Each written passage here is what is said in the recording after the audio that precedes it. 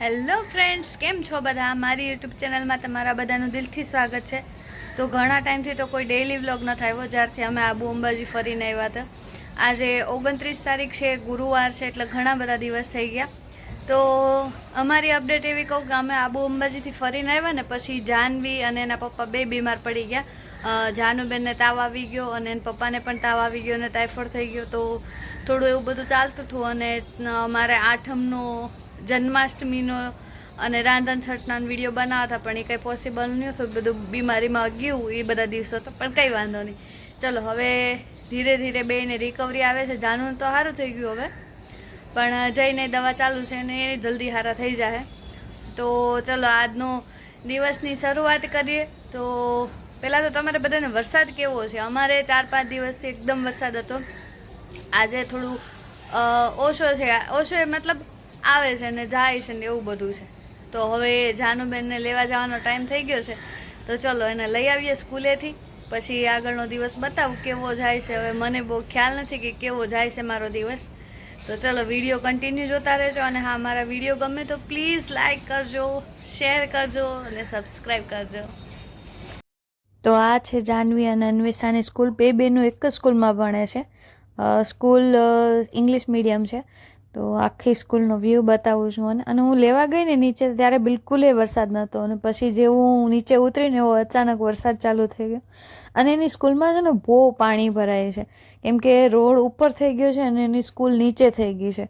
તો આ અંદર જો એનું જે મેદાન છે ને અંદર, ત્યાં બહુ પાણી ભરાય છે. પાર્કિંગની વ્યવસ્થા છે પણ આ પાણીના હિસાબે બહુ તકલીફ થાય છે. અને સ્કૂલની બહાર પણ મોટો બધો ખાડો છે, તો ત્યાંય બહુ પાણી ભરાય છે. એટલે આ થોડોક વરસાદ થાય ને એટલે સ્કૂલમાં આ પાણીની બહુ તકલીફ થાય છે ભરાવાની. અને પછી આ છે અમારું સોસાયટીનું રાધાકૃષ્ણ મંદિર છે, જ્યાં જાનુબેન પગે લાગવા ગયા છે. અમારી સોસાયટીની અંદર એન્ટ્રી થતાં જ આ મંદિર આવે છે. અને અહીંયા 7મ 8મનું બહુ સરસ અમારે અહીં સોસાયટીમાં ઉજવાય છે. તો તમે પણ બધા દર્શન કરી લો રાધે કૃષ્ણના. હવે અમે જઈએ છીએ ઘરે. તો અમે 4થા માળે રહીએ છીએ એટલે લિફ્ટમાં જ જઈએ છીએ. તો હવે ઘરે પહોંચી જઈએ. અને જાનુબેનને આજે મળી હતી સ્કૂલમાંથી એક ચોકલેટ. તો ઘરે પહોંચતા તો ચોકલેટ ખુલી પણ ગઈ. તો હવે એ ઘરે આવીને અન્વેષાને બે બેનું જાનુબેન અમારે ટોટલ ભણવા 5 જ દી જાય, સોમથી શુક્ર. એમાં યુનિફોર્મ એને 3. આ ત્રીજો યુનિફોર્મ આવ્યો. આ એક એને પહેરો ઈ, અને આના સિવાયનો એક બીજો એક વ્હાઇટ યુનિફોર્મ છે. 5 દિવસમાં તો 3 યુનિફોર્મ બદલાવાના જાનુને. અને બાકી બીજા એના કલર, બીજા કપડાં તો પહેરી જ નહીં જવાના. આ જ 3 યુનિફોર્મ પહેરવાના. હા જો ઉધરસ. શું કેવું છે તમારું જાનુબેન? ગમે છે આ યુનિફોર્મ? ગમે છે? હે, નથી ગમતું ને? ગમે છે? પહેરીશ? એક રિબિન એની બેગમાં છે. હવે આ નવો યુનિફોર્મ, 3 યુનિફોર્મ છે. સોમ, મંગળ, બુધ, ગુરુ. હવે 2 યુનિફોર્મ આવી દે તો 5 દિન અલગ અલગ કપડાં થઈ જાય, નહીં જાણો? આ છે ટી શર્ટ અને પેન્ટ. આ સ્પોર્ટનો યુનિફોર્મ છે. હા, સ્પોર્ટનો યુનિફોર્મ છે. આ છે પેન્ટ.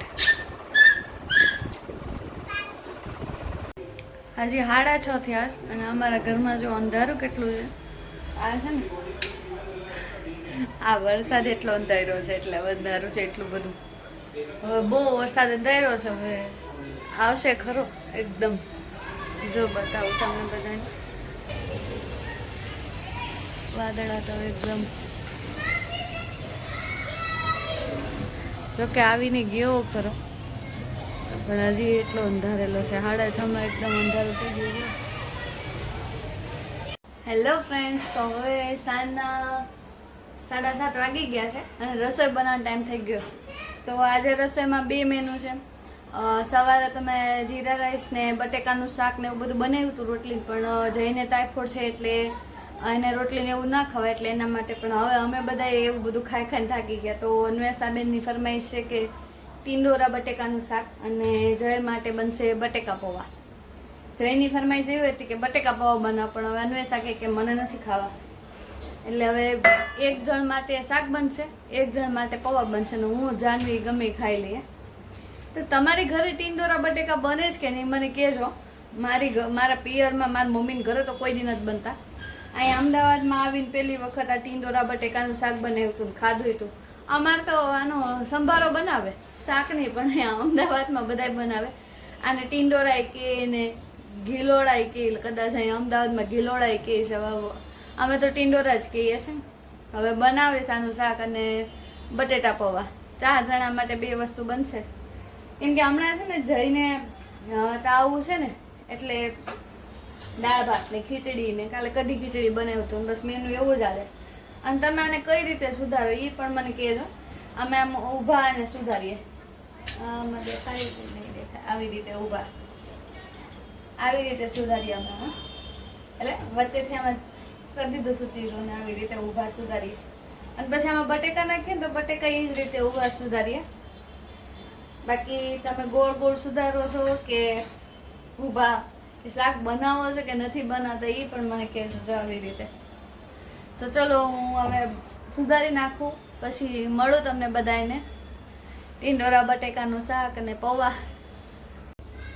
ચાલો તો હવે એક બાજુ બને છે ટીંડોરા બટેકાનું શાક અને હવે આ બાજુ બનાવી નાખીએ પૌવા. તો પૌવા વઘારવાની તૈયારી કરી દઈએ. પહેલાં તો મેં તેલ મૂકી દીધું છે અને આ બધું સુધારી લીધું છે.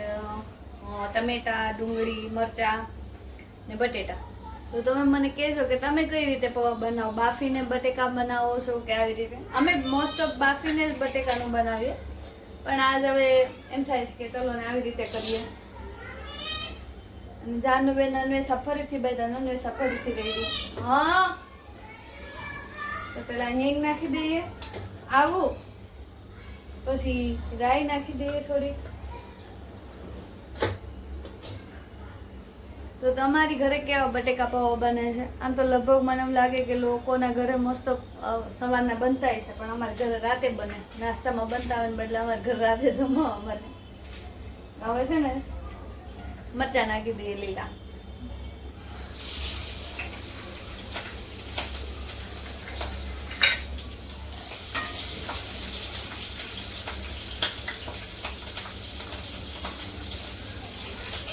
પછી બટેટા. આને મેં છે ને એકદમ ઝીણા ઝીણા પાતળા પાતળા સુધાર્યા છે, એટલે જલ્દી ચડી જાય. કેમ કે આમાં પાણી તો નાખવાનું ન હોય. હા જીકા, આવો જીકા, વઘારું છું. આમાં પાણી તો નાખવાનું ન હોય એટલે ફટાફટ ચડી જાય ને, એટલે એકદમ પાતળા પાતળા સુધાર્યા. અને આમાં હવે જે આપણે હળદર, ધાણા જીરું ને મીઠું, આ 3 વસ્તુ નાખીને અત્યારે હું એને ઢાંકી દઈશ. પછી થોડી વાર બટેટા ઢાંકી દઈશ ને પોચા થઈ જશે ને પછી એમાં ડુંગળી નાખીશ ને ટમેટા નાખીશ. તો ચલો આગળ જોતા રહેજો રેસીપી અમારી. તો ચલો હવે બટેટા આપણા થોડાક ગળી ગયા છે, એટલે એમાં ડુંગળી ને ટમેટા નાખી દઈએ. આમાં મેં બધો મસાલો કરી દીધો તો બટેકામાં, હળદર ને બધું જે નાખવાનું હતું એ નાખી દીધું. ને હવે આને બરાબર મિક્સ કરી લઈએ અને પછી ટમેટા નાખી દઈએ. અને પછી થોડીક વાર હજી પણ થવા દેવું. અને એકલા તેલમાં જ થવા દીધું છે. આમાં પાણી બાણી કંઈ નાખ્યું નથી, ખાલી તેલમાં બટેટા ચડવા દીધા છે. તો બતાવું તમને લોકોને જો કેવું બન્યું છે.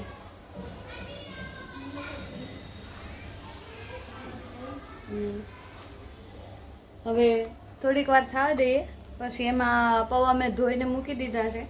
તો આ થોડી વાર આને ઢાંકણું ઢાંકીને મૂકી દઈશ, પછી પૌવા નાખી દઈશ. બાકી બધો મસાલો તો એડ કરી દીધો, ખાલી એક લીંબુનો રસ નાખવાનો બાકી છે.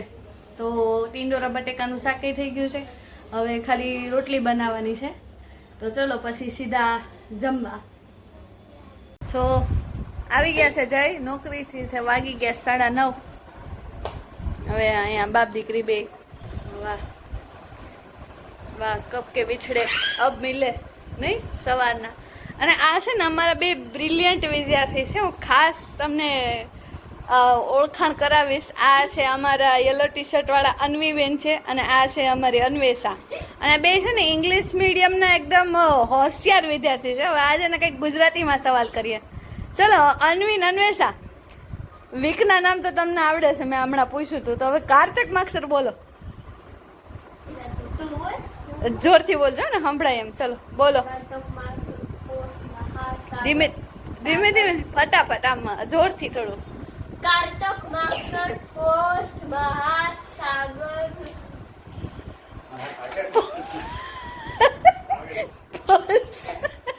પોસ્ટ તો પેલા આવ્યું પોસ્ટ પછી આવ્યું સાગર. તો ચલો અન્વી સાથે બેન પોસ્ટ સાગર સુધી પહોંચ્યા. નવા હલો અન્વી બેન મને પૂછ પહેલા શું આવે પેલા કારતક આવે બોલો.